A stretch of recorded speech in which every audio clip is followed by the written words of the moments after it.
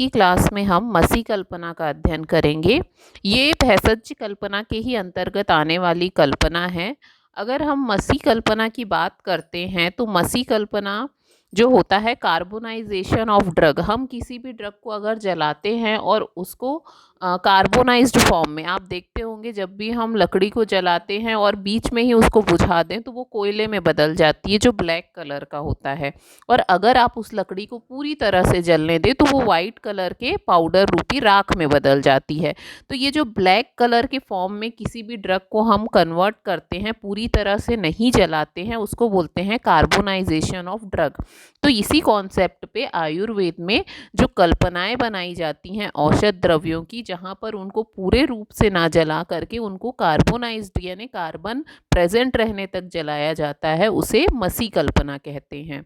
अगर शास्त्रों में आप मसी कल्पना की निरुक्ति देखें तो इसका अर्थ होता है मसी परिणामे मसी जलम पत्रांजनम च मलिन अम्बु मसी, यानी अम्बु मीन्स जल। जब पानी गंदा हो जाता है तो नॉर्मली पानी गंदा होता है कृष्ण वर्ण, ये जो मसी वर्ड होता है ये कृष्ण वर्ण या फिर श्याह वर्ण को इंडिकेट करता है। मसी परिणामे, परिणाम मीन्स जब कोई भी अपनी समाप्ति की प्राप्त हो जाता है, तो इस प्रकार से ये कहीं ना कहीं कृष्ण वर्ण को इंडिकेट करता है। तो मसी मतलब स्याही होता है। जब हम विविध प्राणीज या वनस्पति, जब हम शास्त्रों में देखते हैं और मसी कल्पना का हम वर्णन देखते हैं तो यहाँ पर मसी कल्पना के एग्जाम्पल में कुछ वानस्पतिक द्रव्यों का वर्णन मिलता है और कुछ प्राणिज द्रव्यों का हमको वर्णन मिलता है। इन दोनों को ही जला करके हम जब कृष्ण या स्याह वर्ण में कन्वर्ट करते हैं या फिर उनको इतना जलाते हैं या इतने तक ही जलाते हैं जब वो काले या स्याह वर्ण के हो जाते हैं, तो उसके बाद उनको बुझाने पर इसको मसी कल्पना कहते हैं। किसी भी द्रव्य को अग्नि संस्कार के द्वारा उसके कार्बनिक रूप में जब परिवर्तित किया जाता है तो उसको हम मसी कल्पना कहते हैं। अगर और डिटेल में बोलें तो जो कठिन प्राणिज द्रव्य होते हैं जिनमें कैल्शियम पाया जाता है, उन्हीं द्रव्यों का उपयोग ज़्यादातर मसी कल्पना निर्माण के लिए करते हैं। इसके अलावा जो वानस्पतिक द्रव्य होते हैं उनमें जो बाह्य खोल होता है, जितने भी हम फल लेते हैं उनका जो बाहर का लेयर होता है, जैसे कि बादाम, अखरोट और त्रिफला में जो तीनों फल होते हैं उनकी फल मज्जा, तो इनके जो छिलके होते हैं, जो बाहर की लेयर फल मज्जा होता है उसके कार्बन, उसको जला करके कार्बन के अंश को बचा करके ज़्यादातर हम मसी का निर्माण करते हैं। इसमें कार्बन प्रेजेंट होता है इसीलिए इसका कलर ब्लैक पाया जाता है। आप नॉर्मली देख सकते हैं कि जब भी हम चूल्हे में लकड़ी जलाते हैं, अगर आपने लकड़ी जलाने के बाद उसको बुझा देते हैं, मिड स्टेज में बीच में ही बुझा देते हैं, तो हमको कोयला प्राप्त होता है जो काले रंग का होता है। लेकिन आप उसी लकड़ी को पूरी तरह से जब जलने देते हैं तो वो सफ़ेद रंग के राख में कन्वर्टित हो जाती है। तो कोयला काला क्यों होता है? उसमें कार्बन प्रेजेंट रहता है, जबकि राख जो होती है वो कार्बन फ्री होती है, इसीलिए वो वाइट कलर की होती है। तो जब हम उसको काले रहते ही, यानी किसी भी औषधि को जला करके जब वो कोयले की समान बन जाती है, जब उसमें ब्लैक कलर प्रेजेंट रहता है, तब उसको हम मसी कल्पना कहते हैं। अगर हम मसी कल्पना की हिस्ट्री देखें कि मसी कल्पना का वर्णन शास्त्रों में कहाँ मिलता है, तो इसका सबसे पहला वर्णन हमको सुश्रुत संहिता में मिलता है।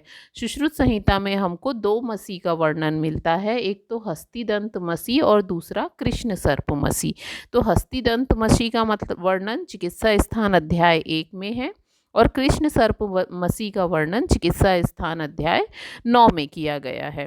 इसके अलावा सुश्रुत की चिकित्सा स्थान 1 में जहाँ हस्तिदंत मसी का वर्णन किया गया है, वहाँ पर मसी के बारे में वर्णन करते हुए आचार्य ने लिखा है, चतुष्पादा नाम त्वग रोम खुर श्रृंगस्थि भस्मना तेलाक्तता चूर्णिता भूमिर्भवेत रोमवती पुनः।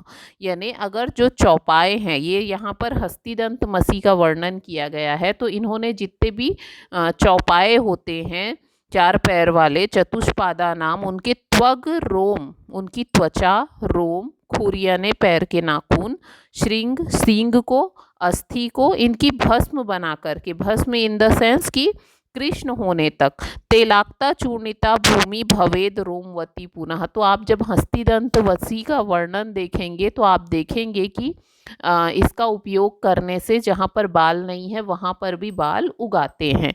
तो उसी कॉन्सेप्ट पे इन्होंने जितनी भी मसी होती हैं उनके निर्माण की प्रोसीजर आप बोल सकते हैं, उसका एक तरह से वर्णन किया है। तो हमको इसका वर्णन सबसे पहले सुश्रुत की चिकित्सा स्थान में मिलता है। इसके बाद बाकी आचार्यों ने इनको देखते हुए और वर्णन आगे किया है। अब आते हैं कि मसी कल्पना का निर्माण किया कैसे जाता है।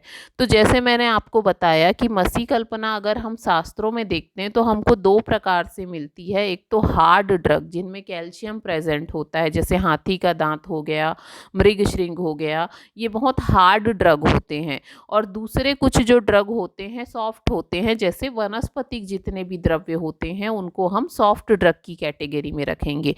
अगर हमको हाथी का दांत या मृगशृंग जलाना है तो हमको ज़्यादा टेम्परेचर की ज़रूरत पड़ती है। इसके अपोजिट अगर हमको त्रिफला को जलाना है या अखरोट या बादाम इनके छिलकों को जलाना है तो कम टेम्परेचर लगता है। तो इसी कॉन्सेप्ट के बेसिस पे इसको जो निर्माण विधि होती है वो दो तरह की होती है, एक तो क्लोज मेथड और दूसरा ओपन मेथड। तो क्लोज्ड मेथड और ओपन मेथड। तो यहाँ पर अगर हम देखें तो क्लोज मेथड में जो सराव है वो बंद रहेगा, और ओपन मेथड अगर आप देख रहे हैं तो ओपन मेथड में क्या रहेगा, हमारा सराव खुला हुआ रहेगा। तो जो कठिन द्रव्य होते हैं उनको चूर्ण बना करके सराव संपुट करके हम पुट देते हैं। और जब किसी भी द्रव्य, जैसे कि मैंने आपको बताया कैल्शियम के द्रव्य जैसे हाथी का दांत है या फिर मृगशृंग है, इसको पहले हम क्या करते हैं छोटे छोटे टुकड़ों में तोड़ते हैं, क्योंकि जब ड्रग बहुत छोटा होगा उसको उसके कार्बन फॉर्म में पहुंचने में उतनी आसानी होगी। अगर आप बड़े चीज़ को जलाएंगे, जैसे अगर बड़ी लकड़ी जलाएंगे तो उससे कोयला बनने में आपको ज़्यादा समय लगेगा, और अगर छोटे लकड़ी को जलाएंगे तो वो जल्दी बन जाएगा। तो इसी कॉन्सेप्ट पे हम क्लोज मेथड में जिस भी द्रव्य का हमको, कठिन द्रव्य का हमको मसी बनाना है, उसे पहले छोटे छोटे टुकड़ों में कन्वर्ट करते हैं, फिर उसको एक सराव में रखते हैं, फिर उसमें दूसरा सराव रख के उसको सराव संपुट करते हैं और उसे पुट में दे करके अग्नि देते हैं। तो ये जो पुट होता है आप उतनी नहीं देंगे कि उसकी भस्म बन जाए, हम इतना पुट देंगे कि उसकी मसी का निर्माण हो, यानी हमको आधा जलाना है। तो ये जो पुट की मात्रा होती है ये द्रव्य की कठिनता और प्रकृति पे निर्भर करती है कि जो ड्रग हम मसी बनाने के लिए यूज़ कर रहे हैं वो कितना हार्ड है, उसकी कंसिस्टेंसी कैसी है, वो मृदु है कि कठिन है।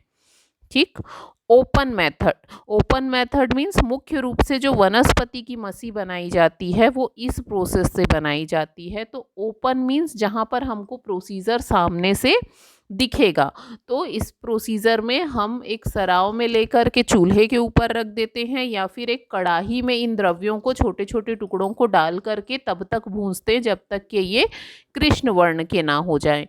तो क्लोज मेथड जहाँ पर हमको प्रोसीजर नहीं दिख रहा, सराव के बीच में मेडिसिन है, और ओपन मेथड जहाँ पर हमको प्रोसीजर पूरी दिखती है। तो इसके लिए दो शब्दों का यूज़ किया गया है, बहिर्धूम और अंतर्धूम। ये थोड़ा सा इंटरचेंज हो गया है। क्लोज मेथड जो होता है वो अंतर्धूम होता है क्योंकि वहाँ पर धुआं बाहर नहीं निकल पाता, और जो ओपन मेथड होता है वो बहिर्धूम होता है, वहाँ पर धुआं बाहर निकल जाता है। तो जितनी भी मसी कल्पनाएं होती हैं मैक्सिमम का उपयोग बाह्य किया जाता है। इंटरनल यूज़ जो होता है वो रेयरली किसी मसी का किया जाता है। जैसे कि मयूर पिच मसी जो होती है उसका उपयोग हम कर सकते हैं किसमें, बाह्य प्रयोग के लिए। तो जो मयूर पिच मसी होती है उसका उपयोग हम अंतः करते हैं, अंदर। तो इसको अगर हम अंतः प्रयोग कर रहे हैं तो इसकी मात्रा 2 से 4 रत्ती होती है।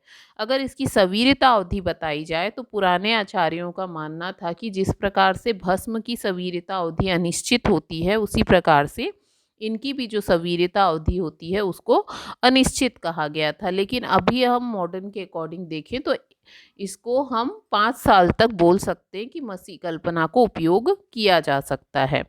अगर इसके प्रयोग की बात की जाए कि मसी कल्पना का उपयोग कहाँ किया जाता है तो ये डिपेंड करता है कि किस द्रव्य की हम मसी का निर्माण कर रहे हैं। तो हम आगे कुछ एग्जाम्पल देखेंगे जहाँ पर हम घटक द्रव्य से समझ सकते हैं कि कौन से द्रव्य का यूज़ करके हम किसका निर्माण कर रहे हैं और वो कैसे काम करती है जाकर के शरीर में। तो जो घटक द्रव्य होता है हमारी मेन मसी का, उसी के अकॉर्डिंग वो जाकर के शरीर में काम करती है। ठीक है, तो हम कुछ एग्जाम्पल देखेंगे। तो पहला एग्जाम्पल है त्रिफला मसी। तो त्रिफला मसी वानस्पतिक द्रव्य होता है, ज़्यादा कठोर नहीं होता है, तो इसीलिए इसके निर्माण के लिए हम कौन सा मेथड अप्लाई करेंगे, तो ओपन मेथड। तो सबसे पहले त्रिफला के जो द्रव्य हैं हरितकी, विभितकी, आम्लकी, तीनों ड्रग को सम मात्रा में लेकर के छोटे छोटे टुकड़ों में कन्वर्ट कर देते हैं, छोटे छोटे टुकड़ों में करते हैं। फिर एक कड़ाही में लेकर के इसको हम क्या करते हैं, पाक करते हैं। चाहे तो हम इसको सराव संपुट में बंद करके लघु पुट भी दे सकते हैं, और चाहे तो आप इसको ओपन मेथड से भी करते हैं। स्वांग शीत होने के बाद हमको क्या करना चाहिए, ये जो कार्बनाइज्ड फॉर्म होते हैं इनको खरल में पीस करके पाउडर में कन्वर्ट करना चाहिए। कपड़े से छान कर या छन्नी से छान करके हमको इसको रखना चाहिए। तो त्रिफला मसी जो होता है इसका वर्णन दंत मंजन के लिए या रक्त रोधन के लिए बताया गया है। ठीक है, इसके उपयोग से दांत जो होते हैं वो साफ हो जाते हैं, और इसके अलावा ये ब्लीडिंग को रोकने का भी काम करता है। तो ब्लीडिंग गम्स के केस में भी हम इसको यूज़ कर सकते हैं। नेक्स्ट है हस्ती दंत मसी, जो बहुत फेमस है और इसका वर्णन मैक्सिमम आचार्यों ने अपनी संहिताओं में किया है। हस्ती दंत मसी का उपयोग इंद्रलुप्त के लिए बताया गया है। इंद्रलुप्त अगर आप देखेंगे तो ये व्याधि में पैचेस के रूप में बाल झड़ते हैं किसी पर्टिकुलर जगह में, एक निश्चित जगह में, उस जगह में झुंड के झुंड बाल गिर जाते हैं और आपको उस जगह जगह में उसके हेड में खाली स्थान दिखते हैं जहाँ ज़्यादा बाल नहीं पाए जाते हैं। तो हस्ती दंत क्या है, कैल्शियम है या कठोर होता है। तो इसका भी जब हम मसी बनाएंगे तो पहले क्या करेंगे, छोटे छोटे टुकड़ों में इसको कन्वर्ट करते हैं। क्योंकि ये कठिन द्रव्य है इसीलिए हम यहाँ क्लोज मेथड अप्लाई करेंगे। तो हस्ती दंत मसी कृत्वा मुख्य चेव रसांजनम रोमाणी एतानी जायन्ते लेपात पाणे तलेषु अपि। ये आपसे स्पेशली पीजी कोर्स बोले या फिर पूछा जाता है हस्ती दंत मसी का उपयोग कहाँ है, तो इसका उपयोग इंद्रलुप्त में है, और इसके लिए अतिशयोक्तिपूर्ण कहा गया है रोमाणी एतानी जायन्ते लेपात पाणी तलेष्वपि। यानी पानी मीन्स पानी तल, यानी हाथ के तल में भी इसका उपयोग करने से वहाँ भी बाल आ सकते हैं जहाँ पर बाल आना बिल्कुल इम्पॉसिबल है या नहीं आ सकते हैं। तो ये सुश्रुत ने अतिशयोक्तिपूर्ण कहा है कि अगर इसका उपयोग हम रसांजन के साथ करते हैं लेप के रूप में तो हथेली पर भी बाल उग सकते हैं। ठीक है, तो हस्ती दंत मसी का निर्माण हम क्लोज मेथड से करते हैं। तो अलग अलग आचार्यों ने इसका उपयोग इंद्रलुप्त में बताया है और उसके लिए अलग अलग द्रव्यों, जैसे सुश्रुत संहिता ने इसका उपयोग हस्ती दंत मसी का रसांजन के साथ, और साथ में लेप हमको बनाना है तो हम लिक्विड के रूप में इसमें अजाचीर डालते हैं। भाव प्रकाश ने भी सुश्रुत को ही फॉलो किया है, रसांजन के साथ अजादुग्ध का वर्णन किया है। योग रत्नाकर ने कहा है कि हम यहाँ पर अजामूत्र के साथ हस्ती दंत मसी को लेप बना करके लगाएंगे तो ये काम करता है। हारित संहिता ने हस्ती दंत मसी को नवनीत के साथ मिला के लेप करने के लिए कहा है, और चक्रदत्त का मानना है कि अगर हम सिर्फ हस्ती दंत मसी का ही यूज़ करते हैं तो ये अपना काम करता है। लास्ट मयूर पिच्छ मसी। मयूर पिच्छ मसी जो होता है इसका वर्णन अगर आप देखेंगे तो आपको चक्रदत्त में हिक्का और श्वास में मिलता है। जहाँ पर आपको कंटिन्यू हिचकी आ रही है या आपको श्वास यानी अटैक जैसे दमा का अटैक या ऐसे कंडीशन पे हम उस पेशेंट को मयूर पिच्छ मसी दे सकते हैं। इसका इंटरनल यूज़ किया जाता है। हिक्काम हरति प्रबलाम प्रबलम श्वासम च नाशयति आसु सिखी पुच्छ भूति पिपली चूर्ण मधु मिश्रितम लीडम। लीड का मतलब होता है चाटना। हिक्का हरती प्रबल, प्रबल हिक्का यानी जिसको बहुत देर से या बहुत जोर से कंटिन्यू हिचकी आ रही है। प्रबल श्वासम च नाशयति, जिसको श्वास का वेग आ रहा है, जिसको कंटिन्यू खांसी आ रही है या फिर अस्थमा अटैक है, ऐसे पेशेंट को भी सीखी पुच्छ भूति, भूति मतलब होता है राख या भस्म, भभूति बोलते हैं ना वैसा वाला भूति, तो यहाँ पर मसी से इंडिकेशन है। सीखी मतलब होता है मोर और पुच्छ मतलब पूछ, तो मयूर पिच्छ की भस्म को अगर हम पिपली चूर्ण मधु मिश्रितम, पिपली चूर्ण और शहद डाल करके चाटने योग्य बना करके अगर पेशेंट को देते हैं तो ये उसके हिक्का और श्वास को दूर करती है। अगर इसका उपयोग देखें तो हिक्का, श्वास और छर्दी में बताया गया है। छर्दी में इसका वर्णन योग रत्नाकर ने बताया है। इसकी मात्रा 1 से 2 रत्ती कही है। अनुपान जैसा हमने देखा पिपली चूर्ण और मधु है, कहीं कहीं पर इसे दशमूल क्वाथ के साथ दिया जाता है। तो इस प्रकार से मसी कल्पना एक ऐसी कल्पना है जिस पे हम किसी भी ड्रग को आधा जला करके कार्बोनाइज्ड फॉर्म में हम एज अ मेडिसिन यूज़ करते हैं, लेकिन आज के समय में ज़्यादातर मसी जिनका वर्णन है और जिनका इफ़ेक्ट होता है उनका निर्माण एक तरह से बैन है या फिर उनको हम नहीं बना पाते हैं, क्योंकि उनके जो घटक द्रव्य होते हैं उनको प्राप्त करना कठिन है या वो उनकी संख्या इतनी कम हो गई है। इसीलिए ये जो कल्पना है भेषज कल्पना की, इसका उपयोग कम किया जाता है। ठीक है, तो इसे हम अपनी नेक्स्ट क्लास में देखेंगे। Thank you.